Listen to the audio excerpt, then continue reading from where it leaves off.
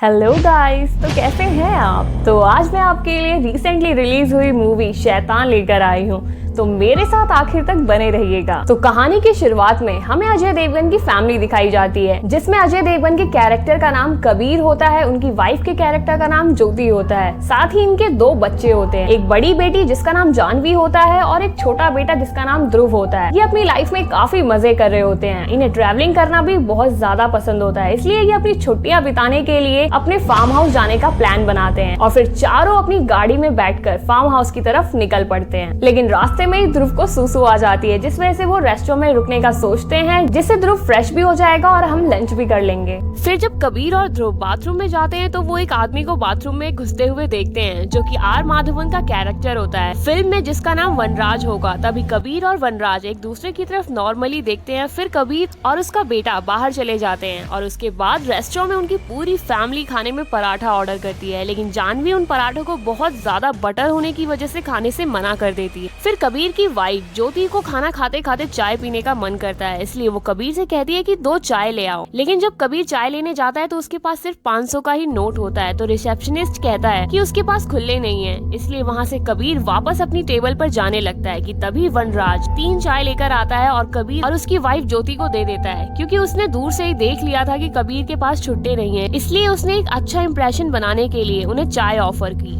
कबीर शुरू में थोड़ा हेजिटेट करता है, लेकिन फिर आखिर में वो चाय ले ही लेता है। फिर कबीर वनराज को उनको ज्वाइन करने के लिए कहता है कि तभी वनराज वहाँ सबके साथ बैठ जाता है। अभी तक सब नॉर्मल चल ही रहा होता है कि वनराज देखता है कि कबीर की बेटी जानवी वो पराठा नहीं खा रही है, तो वनराज वो पराठा खुद खा लेता है और चुपके से जब कबीर और ज्योति का ध्यान नहीं होता तो वो अपने पास से एक लड्डू निकालता है और जानवी को कहता है कि मैं तुम्हारा पराठा खा लेता हूँ, तुम मेरा ये लड्डू खा लो। जानवी वो लड्डू खा लेती है और जैसे ही जानवी उस लड्डू को निगलती है कि उसे कुछ अजीब सा फील होता है कि तभी वनराज जानवी को कहता है कि पराठा हेल्थ के लिए बहुत ही अच्छा होता है, तुम इसे खा लो। तो जानवी उसकी बात मानकर वो पराठा खा लेती है। ये देखकर कबीर और उसकी वाइफ ज्योति बहुत ही शॉक्ड हो जाते हैं और सोचते हैं कि जब हम कह रहे थे तो इसने ये पराठा नहीं खाया, और जैसे ही इस अनजान आदमी ने कहा कि पराठा खा लो तो चुपचाप उसने ये पराठा कैसे खा लिया। लेकिन फिर वो इस चीज को इग्नोर कर देते हैं और उसके बाद सब खाना पीना खाकर रेस्टोरेंट से निकलते हैं और फार्म हाउस जाने के लिए अपनी कार में बैठ जाते हैं। तभी कार के पास वहाँ वनराज चुपके से आ जाता है और जानवी को एक पूरे बिस्किट का पैकेट देता है और उससे कहता है कि वो फार्म हाउस पहुँचते ही चुपके से इस पूरे बिस्किट के पैकेट को खा जाए। फिर वो सभी फार्म हाउस पहुँचते हैं, जिसके बाद जानवी चुपके से उस पूरे बिस्किट के पैकेट को खा जाती है। अभी तक किसी को इसकी खबर नहीं थी कि क्या हुआ है। सभी नॉर्मली पूल में मजे कर रहे होते हैं, लेकिन फिर नहाते वक्त ज्योति के फोन में पानी चला जाता है, इसलिए वो उस फोन को सुखाने के लिए किचन में चावल के डब्बे में रख देती है कि तभी ज्योति देखती है कि वही आदमी वनराज उनके फार्म हाउस के गेट पर खड़ा होता है और वो ज्योति को इशारा करके अंदर आने देने के लिए कहता है। ज्योति थोड़ा घबरा जाती है और तुरंत के बाद कबीर को जाकर बताती है कि तब तक वनराज उनके घर में घुस चुका होता है और जानवी कहती है कि उसने फार्म हाउस का गेट खोला। तभी वनराज अंदर आकर कबीर से कहता है कि इसलिए मैं अपना फोन चार्ज करने यहाँ पर आया हूँ। कबीर इस बात को भी नॉर्मली ले लेता है और वो वनराज को पावर बैंक दे देता है। साथ ही वो उसे चाय भी ऑफर करता है, जिससे उसके पिछले चाय का हिसाब भी बराबर हो सके। वहीं इसके दूसरे सीन में हमें दिखाया जाता है कि वनराज कबीर की बेटी जानवी को अपने इशारों पर नचाता है। वो उसे जो करने को कहता है जानवी वैसा ही करती है। जानवी चाय पत्ती खा लो, जानवी चाय पत्ती खा लेती है। जानवी कबीर को थप्पड़ मारो, जानवी अपने पापा को थप्पड़ मार देती है। जानवी अपने भाई ध्रुव का सर फोड़ दो, जानवी अपने भाई का सर फोड़ देती है। ये सब देखकर कबीर और ज्योति बहुत ज्यादा डर जाते हैं। कबीर उसके बाद वनराज का हाथ पकड़कर उसे घर से निकालने लगता है, लेकिन तभी वनराज जानवी से अपने पापा को रोकने को कहता है और जानवी कबीर को रोक देती है। फिर धीरे धीरे कबीर और ज्योति को समझ में आने लगता है कि यहाँ पर हो क्या रहा है। ज्योति वनराज से पूछती है कि उसने उनकी बेटी के साथ क्या किया है। फिर वनराज बताता है कि उसने उनकी बेटी को वश में कर लिया है, यानी कि हिप्नोटाइज। फिर कबीर वनराज से पूछता है कि आखिर वो उनसे चाहता क्या है। फिर वनराज कहता है कि मैं तुमसे तुम्हारी बेटी चाहता हूँ, मुझे अपनी बेटी खुशी खुशी हमेशा के लिए दान कर दो। लेकिन ऑफ कोर्स कबीर और ज्योति ऐसा करने से मना कर देते हैं, इसलिए उन्हें और ज्यादा डराने के लिए वनराज जानवी से कहता है कि वो उसके छोटे भाई ध्रुव को चाकू मार दे, और जानवी ऐसा ही करने जाती है कि कबीर और ज्योति जानवी को रोकने की पूरी कोशिश करते हैं, लेकिन फिर भी जानवी ध्रुव को छत से गिरा ही देती है। ये देखकर फाइनली कबीर और ज्योति जानवी को दान कर देते हैं। इसके बाद वनराज जानवी को लेकर उनके फार्म हाउस से चला जाता है। वहीं इधर कबीर ज्योति को ध्रुव के साथ कार में हॉस्पिटल भेजकर वो खुद तुरंत साइकिल उठाकर अपने नौकर के पास जाता है, क्योंकि उसे एक फोन की जरूरत होती है। तो जब कबीर वनराज से रेस्टोरेंट में मिला था तभी वो वनराज के फोन का पासवर्ड देख लेता है, और जब वनराज उनके फार्म हाउस पर था तब कबीर ने चुपके से वनराज के फोन की लोकेशन ऑन कर दी। फिर जैसे ही कबीर अपने नौकर के पास पहुंचता है तो वो उसके मोबाइल से वनराज की लोकेशन को ट्रेस करता है, और ऐसा करते करते कबीर एक जंगल में पहुंच जाता है जहाँ पर कुछ औरतें उस पर अटैक कर देती हैं। लेकिन कबीर जैसे तैसे उन्हें हराता है और उस लोकेशन पर पहुंच ही जाता है। वहाँ पहुंचकर वो देखता है कि वनराज ने ढेर सारी करीबन 108 लड़कियों को वश में कर रखा है, और वो ये काम बहुत टाइम से कर रहा होता है। और वहाँ पहुंचकर कबीर समझ जाता है कि वो इन 108 लड़कियों की बलि चढ़ाने वाला है। तभी एक लड़की कबीर पर पीछे से अटैक कर देती है, जिससे कबीर जख्मी होकर गिर जाता है। फिर वनराज कबीर को उसके पास बुलाता है और अपने कदमों के नीचे रखता है और सभी लड़कियों को इंस्ट्रक्शन देता है कि अगर कबीर उसके काम में दखल अंदाजी करे तो वो सब लड़कियां उसे कच्चा खा जाएं। फिर वनराज अपना काम कंटिन्यू रखता है, लेकिन तभी कबीर एक मशाल उठाकर वनराज के पैर पर मार देता है, जिसकी वजह से वनराज नीचे को झुक जाता है कि तभी कबीर वनराज के गले में टंगे एक ब्लेड से उसकी जीभ काट देता है, जिस वजह से अब वो कुछ बोल ही नहीं पाता है। कबीर भी यही चाह रहा होता है जिससे वनराज लड़कियों को कोई भी इंस्ट्रक्शन ना दे सके,